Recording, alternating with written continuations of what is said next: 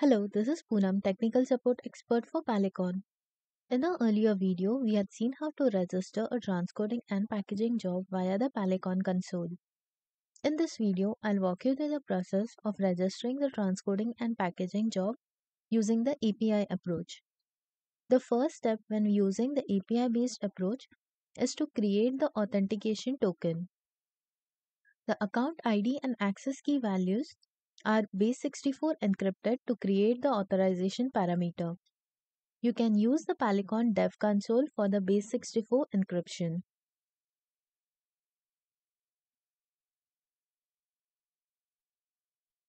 This encrypted value is further used to create the authorization token.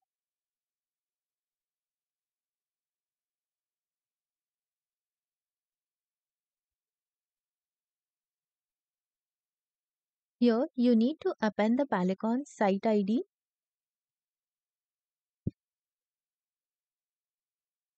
You need to append the PallyCon account's site ID to the URL and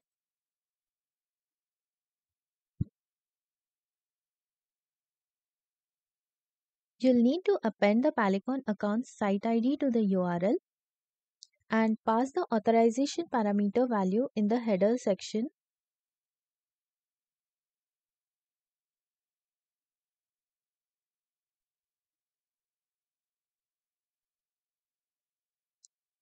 In the response section, you can find the token value.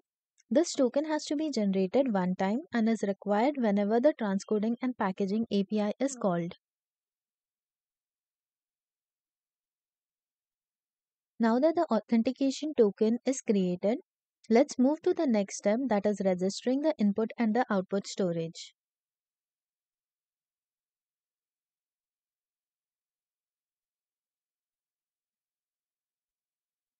Now that the authentication token is created, let's move to the next step, that is registering the input and output storage. To register the storage, you need to pass the account site ID to the To register the storage, you need to append the account site ID to the URL and pa- to register the storage, you need to append the account site ID to the URL and pass the authorization token.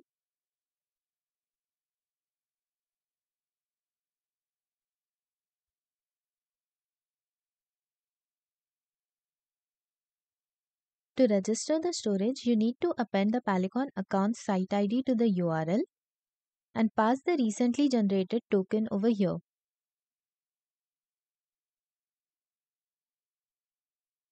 Then the storage name is any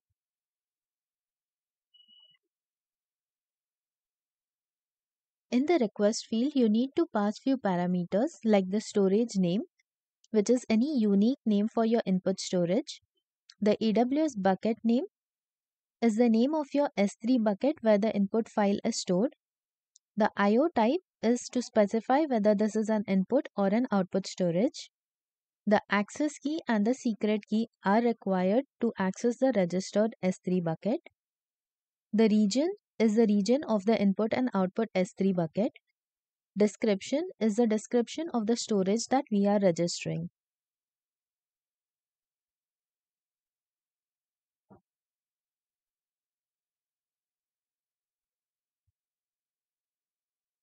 You need to pass few details. You need to pass few details in the request body, that is the storage name is any unique name for your input storage. In the request detail in the request body you need to in the request body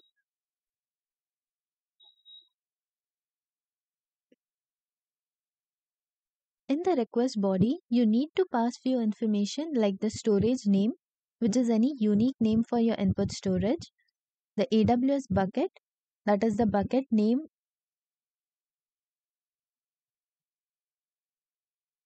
In the request body, you need to pass the storage name, that is any unique storage name for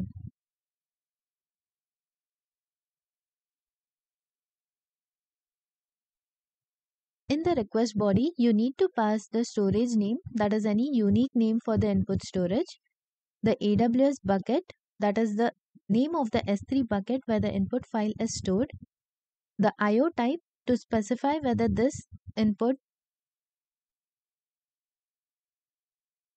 the IO type to specify whether this is an input or an output storage. In the request body, you need to pass few details like the storage name, which is any unique name for your input storage, the AWS bucket, that is the name of your S3 bucket where the input file is stored, the IO type to specify whether this is input or output storage, the access key and the secret key are required to access the registered S3 buckets. The region is the region where the input and output S3 buckets are located. Description is any description for the storage that is registered.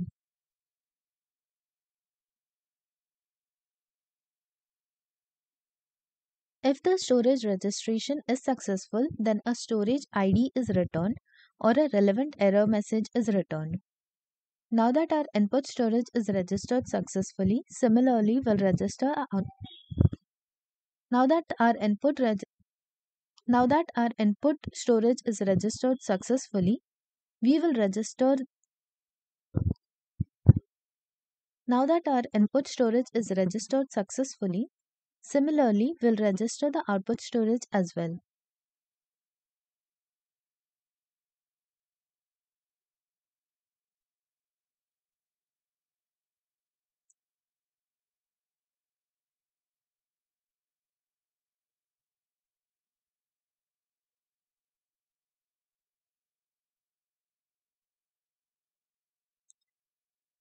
The input and output storage registration is now complete. So now let's go ahead and register a packaging job. The input and output storage registration is now complete. So let's go ahead and register a packaging job.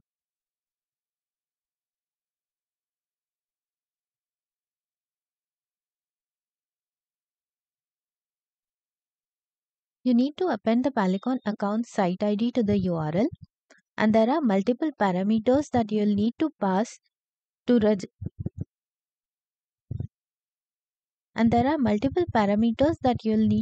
for creating the packaging job, where job name is any unique name for the job, content ID is any unique content ID that is assigned to the content. In the input section, storage ID is the ID of the registered input storage. The file type is multi to include the use of audio and the video track of the input file. The file path is the name of the input video that is stored in S3. This excludes the bucket name. In the output section, the storage ID is ID of the output storage that we registered. Path is a path where you want the output files to be stored on the S3 output bucket. For the transcoding, update the transcoding details for the video track. Track ID is any unique identification for the video. Track type is set to video. Codec is the output codec value. This can either be H.264 or H.265. Then update the height, width and bitrate values for the output video.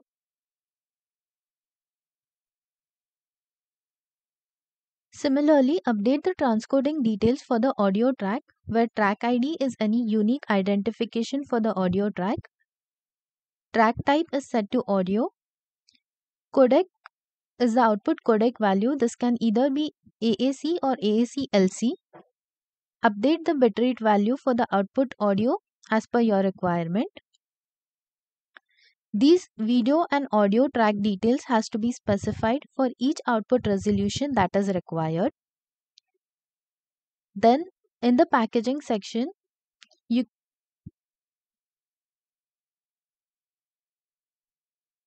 the packaging type can be enabled either for Dash or HLS or both. You'll need to enable the respective flags for applying DRM encryption and forensic watermarking to the content.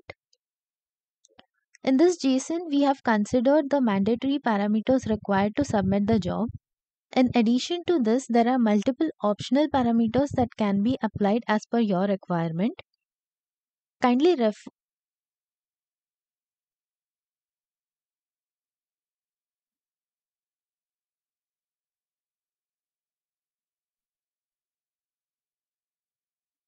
In this JSON, we have just considered the mandatory parameters that are required to submit the job.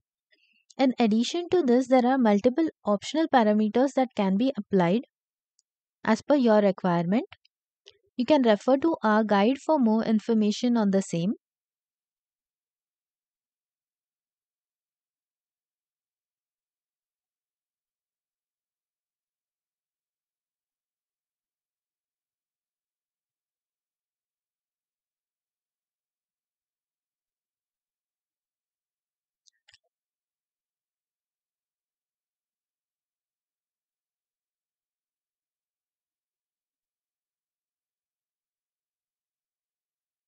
When the job creation is successful, then the job ID is returned in the response.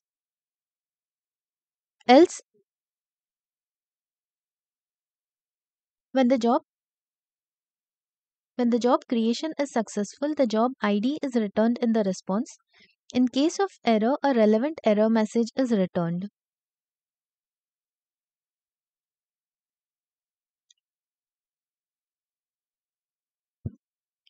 Using this job ID,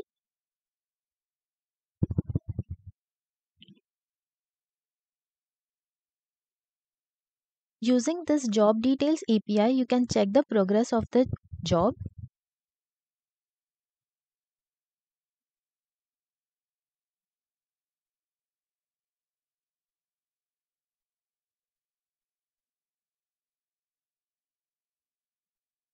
Using this get job detail API, you can check the progress of the job,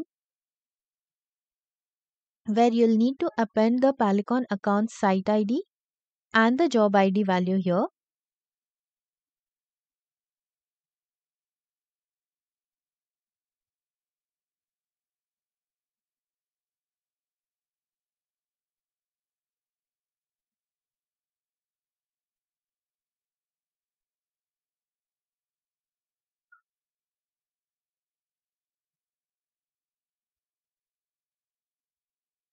In the response, you can see the job status, which shows that the status is in transcoding.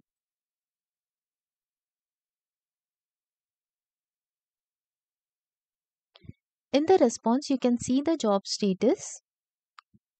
This code maps to the transcoding.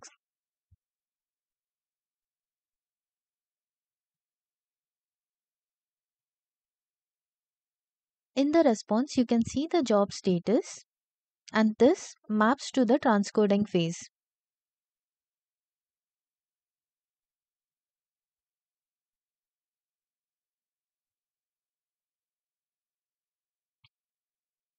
In the response, you can check the job status, and in the response, there is a job status which returns a code.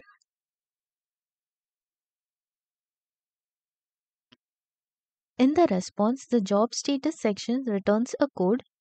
This code can be mapped.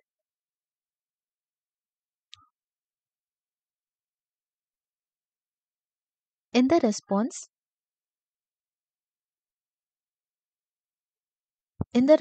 the job status section returns a code.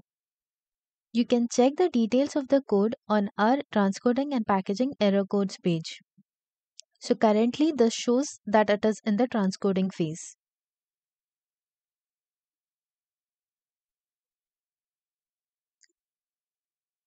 When the job creation is successful, in the response you'll receive the job ID.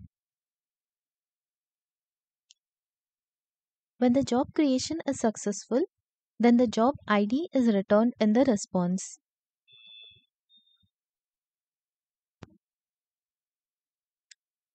Using the Get Job Detail API, you can check the progress of the registered job.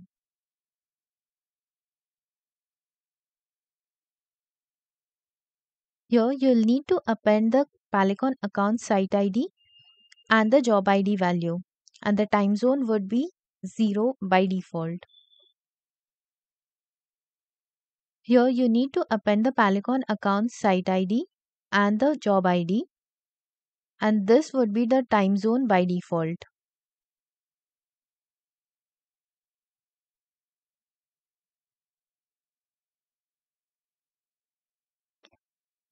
In the response,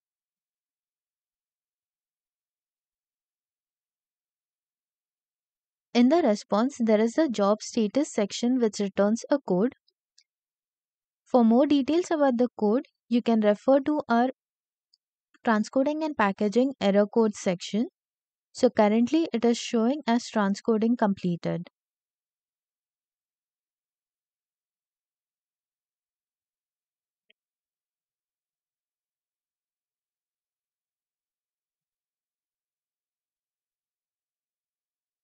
The job is now completed successfully.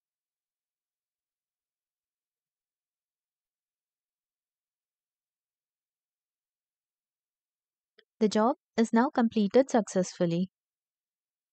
A email notification is triggered once the packaging job is completed successfully or if it has failed due to some error.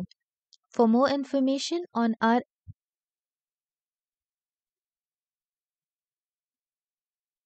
A notification email is triggered once the packaging job is completed successfully or if it has failed due to some error. You can check our error codes page for more information in case of any failure. A notification email is triggered once the packaging job is completed successfully or if it has failed due to some error. You can refer to our failure error codes for more information on the error received at any stage. Please check our next video for more information on the next step, that is playback of this DRM encrypted and watermarked content.